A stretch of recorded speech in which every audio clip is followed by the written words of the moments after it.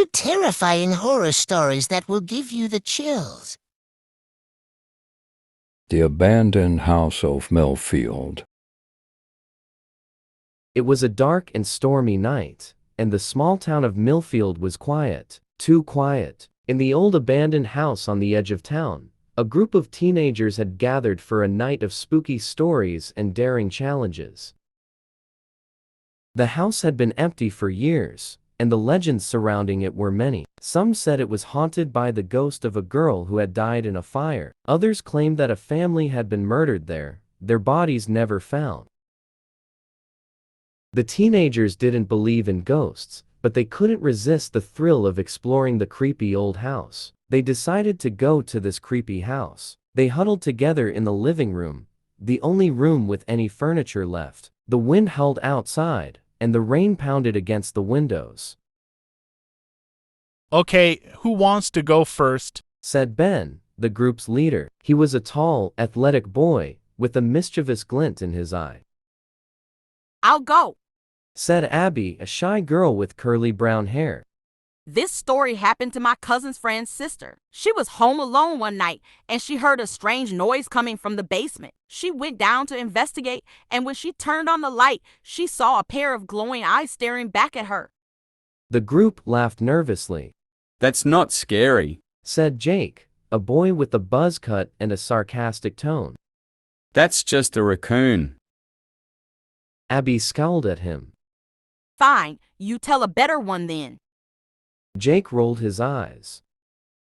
"Okay, fine. Here's one. There was a man who lived in this very town, and he was a recluse. He never left his house, and nobody knew what he looked like. One day, a group of kids dared each other to go up to his house and knock on his door. They thought it would be funny to scare him. But when they did, nobody answered. They tried the door, and it was unlocked. They went inside, and they found the man dead in his armchair. He had been dead for weeks, and nobody had known." The room fell silent. Even Ben looked a little spooked. "Okay, that was a good one," he said. "But let's do something really scary. Let's play the game." The game was Ben's invention. It was a cross between Truth or Dare and Bloody Mary. The rules were simple. Each person took a turn going into the bathroom, turning off the light, and saying, "Believe in the ghost of Millfield." Then they had to wait in the dark for 3 minutes, listening for any sounds or movements. If they made it through 3 minutes without chickening out, they won a prize. But if they heard anything, or if they saw something, they lost. The group nervously agreed to play. They drew straws to see who would go first, and the unlucky winner was Jenna, a tall, blonde girl with a reputation for being fearless. Jenna went into the bathroom and shut the door. The rest of the group waited outside, listening to the sound of the rain. They heard Jenna say the words, and then they waited. 1 minute passed, then 2. They were just about to declare her the winner when they heard a sound.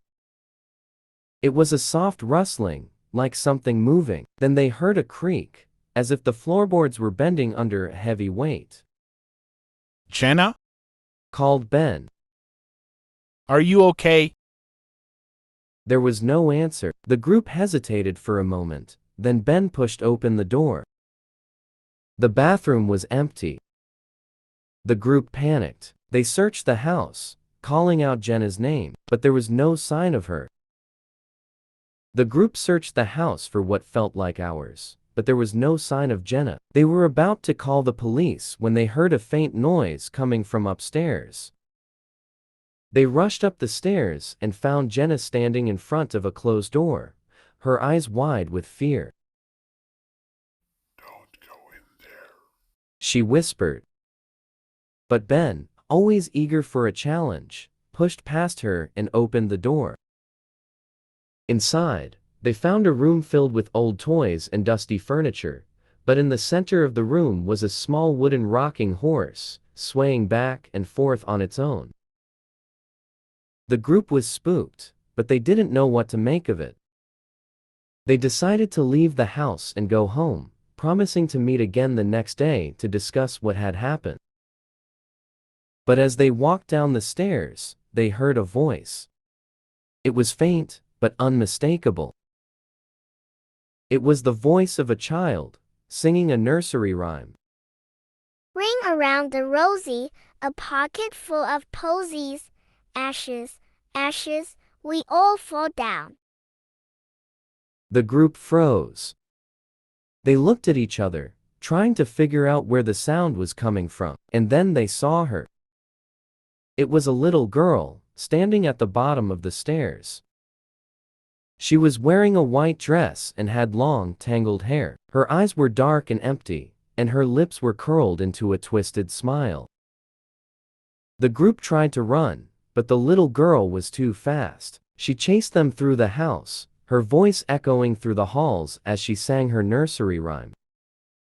They finally made it to the front door and burst outside, gasping for air. But as they looked back at the house, they saw the little girl standing in the window, still singing. They never spoke of the game again, but in the weeks and months that followed, strange things began to happen. The group would see the little girl in their dreams, or catch a glimpse of her out of the corner of their eye. They started to hear her voice, singing her nursery rhyme, even when they were alone in their own homes. And then one day, the little girl disappeared. Nobody knew what had happened to her, but the rumors were that she had been taken by the ghost of Millfield.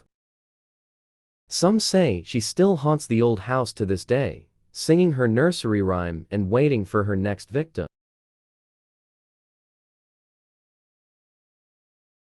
Unknown number.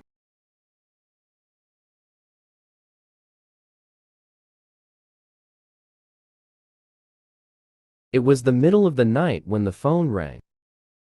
Emma groggily reached for the phone, wondering who could possibly be calling at this hour. As soon as she answered, a voice on the other end of the line said, Don't hang up. You need to listen to me. Emma's heart raced as the voice continued. I know what you did, and I'm going to make sure you pay for it. Emma's mind raced, trying to figure out what the caller was talking about. Had she done something wrong? Had she hurt someone? She didn't have much time to think before the voice spoke again. You'll never be able to run from me. I'm always watching you. Emma hung up the phone. Her hands were shaking. She knew she needed to call the police, but she didn't even know what to tell them. She had no idea who the caller was or what they were talking about. Over the next few days, Emma couldn't shake the feeling that she was being watched. She would see a figure out of the corner of her eye, but when she turned to look, no one was there. She would hear footsteps in the hallway at night, but when she opened the door, the hallway was empty. As the days turned into weeks, Emma's paranoia grew. She started locking all the doors and windows at night, and refused to leave the house after dark. She even went so far as to install security cameras around the property, hoping to catch whoever was watching her. One night, as Emma was sitting in her living room watching TV, she heard a noise outside. She immediately looked at the security camera feed and saw a figure standing just beyond the edge of the screen. Emma's heart raced as she grabbed her phone and dialed 911. The police arrived quickly and searched the area, but they found no one. Emma was starting to feel like she was losing her mind. She couldn't explain the phone calls or the feeling that someone was watching her, but she knew she wasn't imagining things. She went back to sleep, really late, because she was too scared to sleep. In the middle of the night, she suddenly woke up to the sound of footsteps. She could hear the creaks from the person downstairs. Then she heard a voice whisper, Where are you? Emma ran to the kitchen, got a knife, and ran downstairs. Emma didn't find anyone. She ran upstairs to her bed with the knife in her hand. She dialed 911 again, and they searched the house and found nothing. The next 12 days were normal days, except for the fact that Emma was scared, 24/7. As Emma got in bed, she got a call from an unknown number. See you tonight, Emma.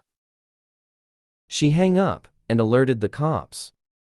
The cops got in Emma's house and hid, hoping that this creepy person would show up.